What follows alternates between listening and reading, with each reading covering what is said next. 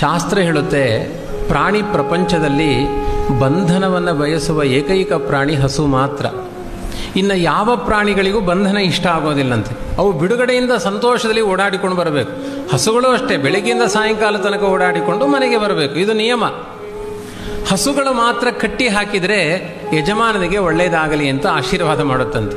ಇನ್ನು ಯಾವ ಪ್ರಾಣಿಗಳು ಕೂಡ ಮನೆಯಲ್ಲಿ ಕಟ್ಟಿ ಹಾಕಿದರೆ, ಒಂದು ಗಿಳಿಯನ್ನು ತಂದು ರಕ್ಷಣೆ ಮಾಡೋದು, ಮನೆಯಲ್ಲಿ ಆಕ್ವೇರಿಯಂ ಮಾಡಿ ಮೀನುಗಳನ್ನು ಇಟ್ಟುಕೊಳ್ಳುವುದು, ಅವು ಎಲ್ಲವೂ ಶಾಪ ಹಾಕುತ್ತಂತೆ. ಮಹಾಭಾರತದಲ್ಲಿದೆ, ಈ ಯಜಮಾನನಿಗೆ ಕೈಕಾಲು ನೋವು ಬರಲಿ, ಅವನ ಮಾನಸಿಕ ಚಿಂತೆ ಬರಲಿ, ಅವನು ಹಾಳಾಗಿ ಹೋಗಲಿ ಅಂತ ಬಂಧನಕ್ಕೆ ತುತ್ತಾದ ನಾಯಿ, ಬೆಕ್ಕು, ಮೀನು, ಗಿಳಿ ಈ ಎಲ್ಲ ಪ್ರಾಣಿಗಳು ಶಾಪ ಕೊಡುತ್ತಂತೆ. ಇಷ್ಟಾಗಿ ಈ ಪಾರಿವಾಳ ಗಿಳಿಗಳೆಲ್ಲ ಮನೆ ಒಳಗಡೆ ಬಂದು ಏನಾದರೂ ಗೂಡು ಮಾಡಿ ಮೊಟ್ಟೆ ಇಟ್ಟರೆ ಅಕಾಲ ಮರಣ ಬರುತ್ತೆ ಅಂತ ಸೂಚನೆ ಇದು ಅಂತ ಹೇಳಿದ್ದಾರೆ. ಹಾಗಾಗಿ ಅವುಗಳನ್ನೆಲ್ಲ ಅತಿಯಾಗಿ ಪ್ರೀತಿಸಲಿಕ್ಕೆ ಹೋಗಬಾರದು. ಅವುಗಳು ಪ್ರಕೃತಿಯಲ್ಲಿ ಬದುಕಬೇಕಾದದ್ದು. ಆದರೆ ಪ್ರತಿಯೊಂದು ತಿನ್ನುವ ತುತ್ತಿನ ಜೊತೆಗೆ ಈ ಯಜಮಾನನಿಗೆ ಒಳ್ಳೆಯದಾಗಲಿ ಅಂತ ಆಶೀರ್ವಾದ ಮಾಡುವ ಏಕೈಕ ಪ್ರಾಣಿ ಹಸು ಮಾತ್ರ. ಇವತ್ತೇನಾಗಿದೆ ನಮ್ಮ ಸಮಾಜದಲ್ಲಿ, ಹಸುವೊಂದನ್ನು ಕಟ್ಟಲಿಕ್ಕೆ ತಯಾರಿಲ್ಲ. ನಾಯಿ ಕಟ್ಟುತ್ತಾರೆ, ಪುಚ್ಚೆ ಸಾಕ್ತಾರೆ, ಮನೆ ತುಂಬ ಪುಚ್ಚೆಗಳು.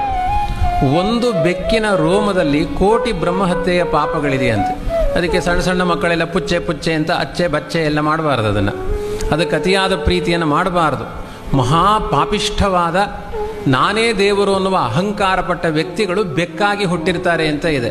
ಅದು ಹಾಲು ಕುಡಿಬೇಕಾದ್ರೆ ಈ ಯಜಮಾನ ಸತ್ತೇ ಹೋಗಲಿ ಅನ್ನುತ್ತಂತೆ, ಅಷ್ಟು ಕೆಟ್ಟ ಪ್ರಾಣಿ ಅದು ಪುಚ್ಚೆ.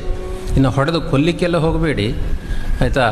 ಅತಿಯಾದ ಪ್ರೀತಿಯಿಂದ ಅದನ್ನು ಸಾಕ್ಲಿಕ್ಕೆ ಹೋಗಬೇಡಿ. ಸೈಂಟಿಫಿಕ್ ಆಗಿಯೂ ಒಂದು ಬೆಕ್ಕಿನ ರೋಮ ನಿಮ್ಮ ಗರ್ಭಕ್ಕೆ ಹೋದರೆ, ಹೊಟ್ಟೆಗೆ ಹೋದರೆ ಅದು ಕ್ಯಾನ್ಸರ್ ಆಗಿ ಪರಿಣಾಮ ಆಗುತ್ತೆ ಎನ್ನುವ ನಿಂದನೆಗಳು ಸೈಂಟಿಫಿಕ್ ಆಗಿ ಇದೆ.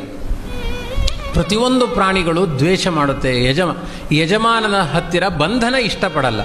ಹಾಕಿದ ಪದಾರ್ಥವನ್ನು ಸ್ವೀಕಾರ ಮಾಡುತ್ತೆ. ಅವುಗಳಿಗೆ ಪದಾರ್ಥಗಳನ್ನು ಕೊಡಿ, ಆದರೆ ಮಮತೆ ಬೇಡ.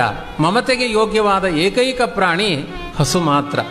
ಪ್ರತಿಯೊಂದು ತುತ್ತಿಗೂ ಯಜಮಾನನ ಮನೆಯಲ್ಲಿ ಬರುವ ಸಮಸ್ತ ಕಷ್ಟಗಳು ಪರಿಹಾರ ಆಗಲಿ ಅಂತ ಪ್ರತಿಯೊಂದು ತುತ್ತನ್ನು ತಿನ್ನಬೇಕಾದ್ರೆ ಯೋಚನೆ ಮಾಡುತ್ತಂತೆ ಹಸು. ಹಾಗಾಗಿ ಪ್ರತಿ ಒಂದು ಹಸುವನ್ನು ರಕ್ಷಣೆ ಮಾಡಿದರೆ ಸಮಗ್ರ ಭೂಮಂಡಲದಲ್ಲಿರುವ ಎಲ್ಲ ಜೀವರಾಶಿಗಳಿಗೆ ಆಹಾರವನ್ನು ಕೊಟ್ಟ ಪುಣ್ಯ ಇದೆ. ಕೊನೆಗೆ ಮನೆಯಲ್ಲಿ ರಕ್ಷಣೆ ಮಾಡಲಿಕ್ಕಾಗಲಿಲ್ಲ ಅಂದರೆ ಬೀದಿಯಲ್ಲಿ ಹೋಗುವ ಹಸುಗಳಿಗಾದರೂ ಆಹಾರ ಕೊಟ್ಟು ಬನ್ನಿ ಅಂತ ಪ್ರತಿದಿನ ಕರ್ತವ್ಯದಲ್ಲಿ ಸೇರಿಸಿದ್ದಾರೆ.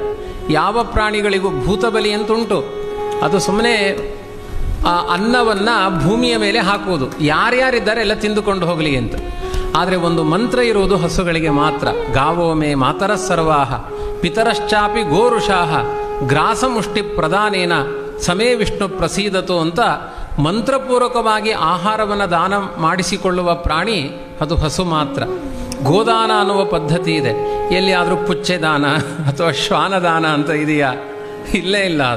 ಅದು ದಾನಕ್ಕೆ ಬರುವ ಪ್ರಾಣಿಯೂ ಅಲ್ಲ, ಅದು ಶಪಿಸುವ ಪ್ರಾಣಿ ಅಂತ. ಇದನ್ನು ಯಾಕೆ ಹೇಳ್ತಾ ಇದ್ದೇನೆ ಅಂದರೆ ಇವತ್ತಿನ ಸಮಾಜಕ್ಕೆ ತುಂಬ ರಿಲಿವೆಂಟ್ ಅದು. ಈಚೆ ಪ್ರಾಂತ್ಯದಲ್ಲಿ ಇನ್ನೂ ಕಡಿಮೆ. ನಮ್ಮ ಮೈಸೂರು ಬೆಂಗಳೂರಿನಲ್ಲಿ ಒಂದೊಂದು ನಾಯಿ ಸಾಕುವವನಿಗೆ, ಅದಕ್ಕೆ ನಾಯಿ ವಾಕಿಂಗ್ ಮಾಡಿಸುವವನಿಗೆ 35,000 ಸಂಬಳ ಉಂಟು. ಯಾವ ವೈದಿಕ ಬ್ರಾಹ್ಮಣನಿಗಿಲ್ಲ. ಇಬ್ಬರು ಹೊಟ್ಟೆ ಹಾಕಬಹುದು, ಬ್ರಾಹ್ಮಣನ ಹೊಟ್ಟೆ ತುಂಬಿಸಬಹುದು. 35,000 ಅದಕ್ಕೆ ಮೂತ್ರ ಮಾಡಿಸಿಕೊಂಡು ಬರುವವನಿಗೆ. ಇಂಥ ಅವಸ್ಥೆಗಳು. ಮತ್ತೆ ಅಲ್ಲಿದ್ದವರೆಲ್ಲ ಮನೋರೋಗಿಗಳೇ ಆಗ್ತಾರೆ. ನಾಯಿಯನ್ನು 5 ವರ್ಷ ಸಾಕಿ ನೋಡಿ, ನಿಮಗೆ ಮನೋರೋಗ ಜಾಸ್ತಿ ಆಗುತ್ತೆ ಅಂತ ಹೇಳಿದ್ದಾರೆ. ಹಸುವನ್ನು ಸಾಕಿ ನೋಡಿ, ನಿಮ್ಮ ಮನೆಯಲ್ಲಿ ಬೇಕಾದಷ್ಟು ಸಂತಾನ ಅಭಿವೃದ್ಧಿ ಆಗುತ್ತೆ, ಮನಸ್ಸಿಗೆ ಶಾಂತಿ ಸಿಗುತ್ತೆ ಅಂತ ಹೇಳಿದ್ದಾರೆ. ಇದನ್ನು ನಮ್ಮ ಸಮಾಜ ಅರ್ಥ ಮಾಡಿಕೊಳ್ಬೇಕಾಗಿದೆ.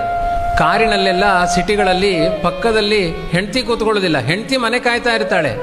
ಆ ನಾಯಿ ಪಕ್ಕದ ಸೀಟಲ್ಲಿ ಕುಳಿತು ನಮ್ಮ ಎಂಚ ಅಂತ ಹೇಳ್ತಾ ಇರುತ್ತದೆ, ನೋಡಿ ನಾನು ಆ ಗಂಡನ ಪಕ್ಕದಲ್ಲಿ ಕೂತಿದ್ದೇನೆ ಅಂತ. ಇಷ್ಟೂ ಒಂದು ಅವ್ಯವಸ್ಥೆಗಳು ಇವತ್ತಿನ ಸಮಾಜದಲ್ಲಿ ಇದೆ.